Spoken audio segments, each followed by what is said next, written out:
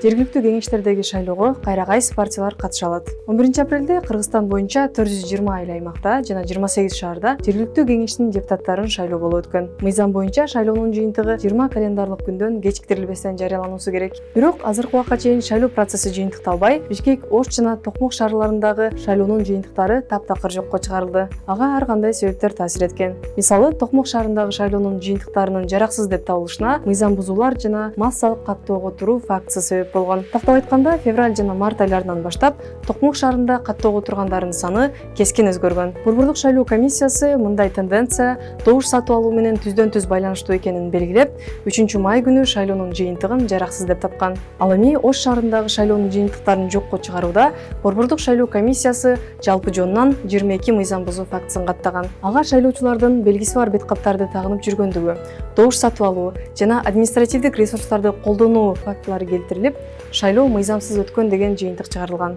Ошондой эле 12-май күнү Борбордук шайлоо комиссиясы Бишкек шаардык кеңешинин депутаттарын шайлоодо Ак Бата, Эмгек жана Кыргызстан элдик демократиялык партиялары мыйзамдарды одоно бузганын аныктап, алган добуштарын жараксыз деп тапкан.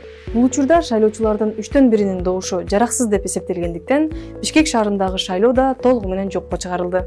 Алдыда шайлоо белгиленгенде кайсы партиялар катышалары жана шайлоо процесси кандай өтөөрү тууралуу айтып беребиз.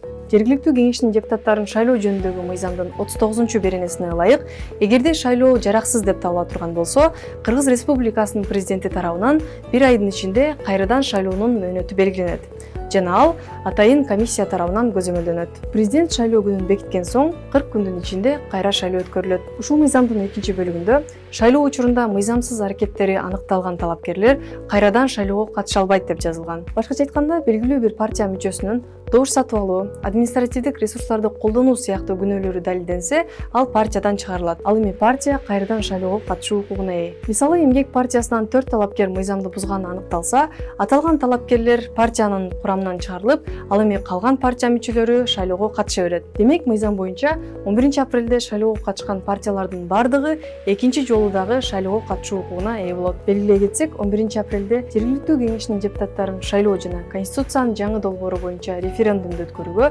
мамлекеттик бюджеттен дээрлик 500 000 сомдон ашуун акча каражат сарпталган.